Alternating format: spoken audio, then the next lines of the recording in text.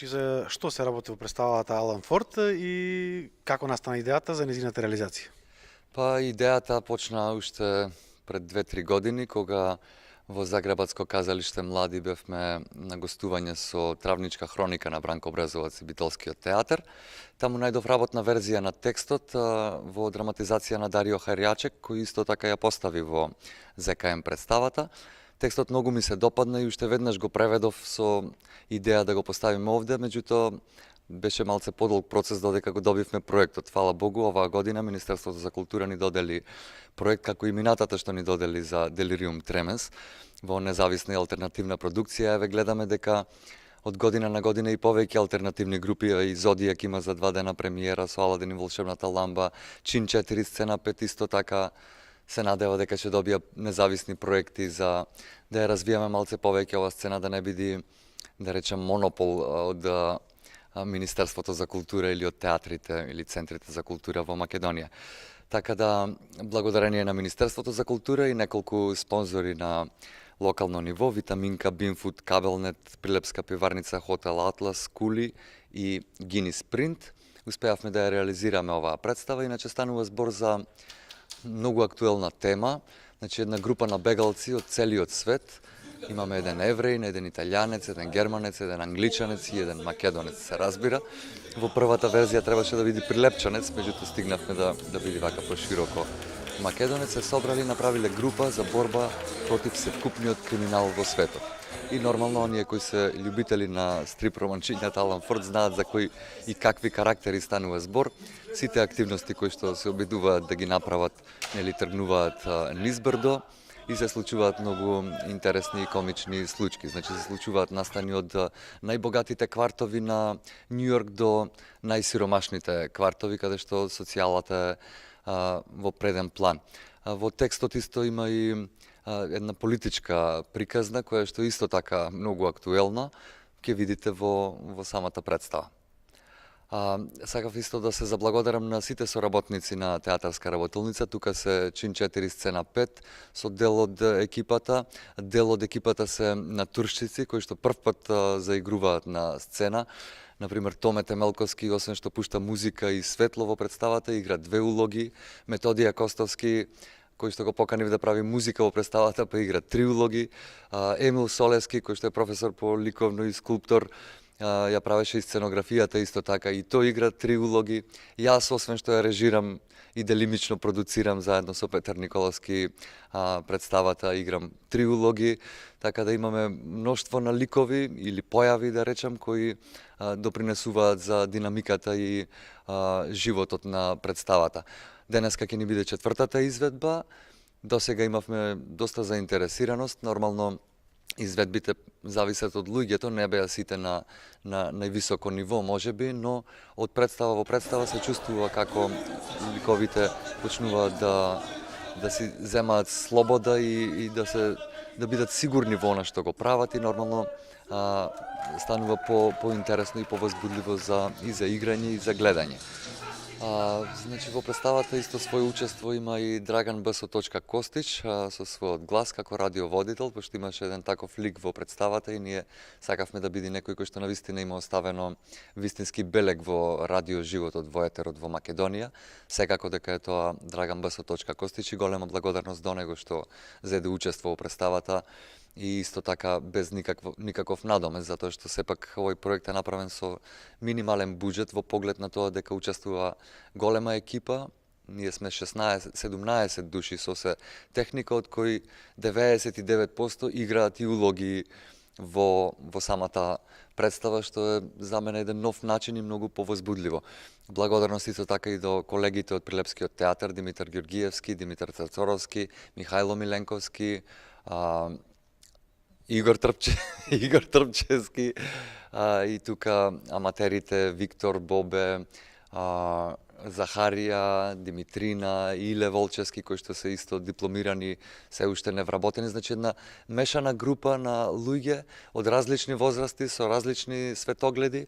Мислам дека успеавме да обединиме еден вака проект кој многу значи во денешно општество, не само во Македонија, туку и во цел свет. Значи, представата исто може да важи како за Њујорк, така за Берлин, така за Лондон, или еве во Загреб, во Хрватска, каде што беше поставена истата драматизација.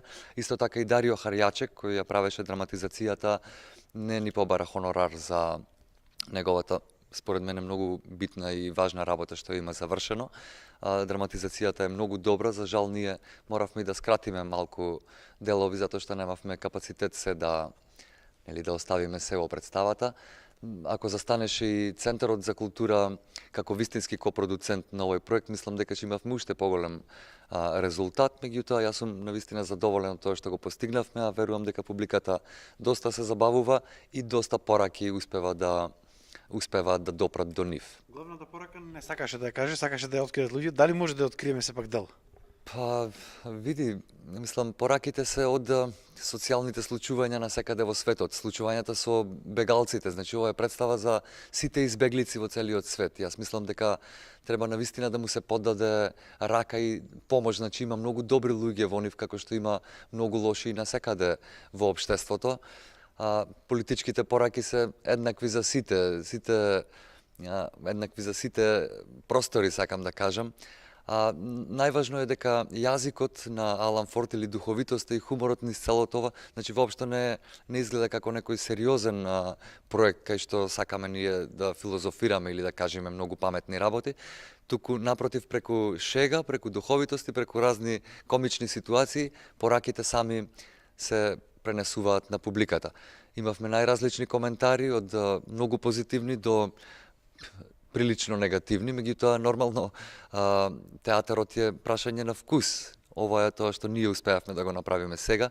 Еве, нека повелат, ги поканувам и новинарите исто така, кои што навистина треба и да напишат нешто за да остани во историјата што новинарите мислеле за овој проект, како го гледаат тие резултатот, пошто ние сме од другава страна и навистина кога сами зборуваме за тоа изгледа нерелевантно. Која поред е представа на театарска работилница? Ова е петта театарска представа на театарска работилница. Првата беше Об-стоп, едукативна представа за деца, која што беше правена само со аматери од 6 до 10 години. Потоа следуваше Приказна за војникот, која е представа за возрастни на музика на Игор Стравински, тоа е текст на Шарл Фердинанд Рами, и тоа беше една од скочните даски на театарска работилница. Таа освои 2 гранд при награди на ФАТ во Кочани, на Лица без маски во Скопје и на еден фестивал Репасаж фест во Србија, кој што е фестивал на најдобрите аматерски представи од бившите републики на Југославија. Таму исто добивме награда за сценографија на Бојана Артиновска и за лик на глумец на вечерта, тоа доби Бобан Алексовски, кој е сега исто така е веќе дипломиран актер. Инаку Илија Волчевски учествуваше во таа представа, учествува и во оваа, има учествувано и во Делириум Тременс, која беше втората монодрама на театарска работилница после Дневникот на лудиот. Делириум Тременс е текст на Благој Ристевски Платнер, до сега не беше поставен, ние го преведовме исто така и на англиски. Тој текст и во Албанија го игравме на англиски, во Корча, каде добивме 2 награди за најдобра представа во целина и јас добив награда за најдобар актер на тој фестивал. Следна е, односно петтата представа беше Алан Форд и ТНТ група во епизодата Тотална измама. Не случајно се нарекува така, затоа што и тоа многу зборува за времето во кое што живееме денеска. А јас се надевам дека еве сега конкурсите се во тек, дека ќе добијаме и дека и другите алтернативни и независни групи ќе добиваат проекти, за да може да има еден баланс помеѓу оние официјалните национални проекти и овие независни алтернативни проекти. Направиме на компарација во соседните држави, каква е таа сцена помеѓу националните театри и ваквите алтернативни групи? И колку тие се помогнати од државите? Јас мислам дека многу повеќе се помогнати и многу повеќе се буџетирани. Соседните држави користат и европски фондови, особено оние кои што веќе се во Европска унија како Хрватска и Бугарија. Србите пак многу вложуваат во филмската индустрија, како што гледате, тие вадат над 50 филмови во една година. Ние во последните 20 години дали имаме толкав број на играни филмови.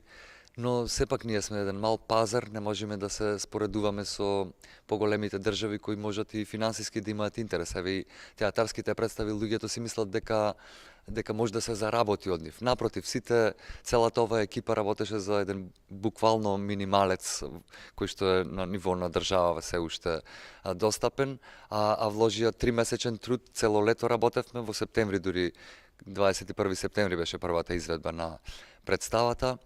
За тие пари никој нормален не би работел, така да кажем, но тоа па зборува за нивната желба и нивната љубов кон театарот и кон она што го прават. Значи е вложена голема жртва, а финансиски фидбек скоро и да нема.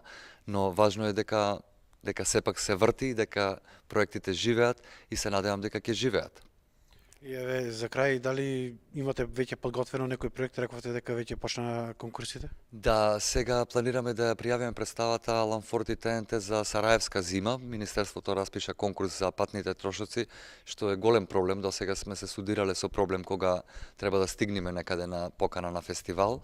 Се надевам дека ќе влеземе во концептот на годинешниот Сараевски фестивал, кој што се вика, годинава се викаше Another Side of World, другата страна на светот. И тоа светот, world, беше напишано од обратната страна, онака како што ние гледаме цвеќарницата во нашата представа, однопаку напишана. Светот за жал се врти наопаку. Работите се излезени од вистинскиот колосек, но сепак тука се уметностите и уметниците кои што ќе го кажат своето мислење, па да се надеваме дека ќе успееме да направиме подобар свет и да живееме во него. Емил, за прв пат стапнувате на штиците кои живот значат. Какво е искуството од скулптор до актер? Па, правим да кажам дека ова активност, да речам, или соработка со театарот, односно со Игор Топчевски конкретно, не ми е за прв пат. До сега сме соработувале на сценографија за прв пат пред некои десетина и повеќе години за представата Оркестар Титаникс. И во овој проект влегов како сценограф. Меѓутоа се појави потреба или моја желба од друга страна да бидам активен и во овој дел на штиците кои што живо значат.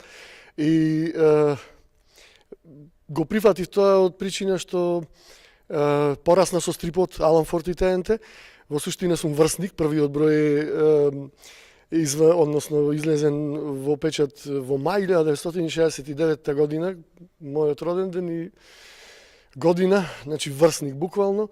И задоволството огромно за да се соработува со млади актери претежно, реално и од мене многу помлади и многу поискусни. Актери кои што ми помогнаа во подготвувањето на оваа представа и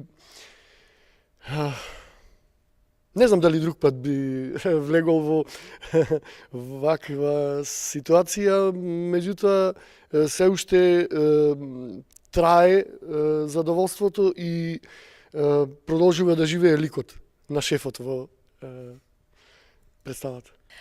Значи, нашето искуство до сега беше само работа со аматери, но покрај тоа во овој процес имавме можност да соработуваме со професионалци исто така, од кои што научивме многу и кои што го делеа несебично, го споделија нивното знаење заедно со нас.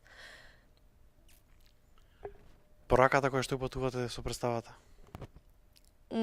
Пораката е многу едноставна, значи луѓето кои што се дојдени тука се дојдени да се забавуваат малце, да излезат од тој реален свет и да видат дека можат нештата да функционираат и без тие стандардни димензии кои што сами си ги даваме на себе си.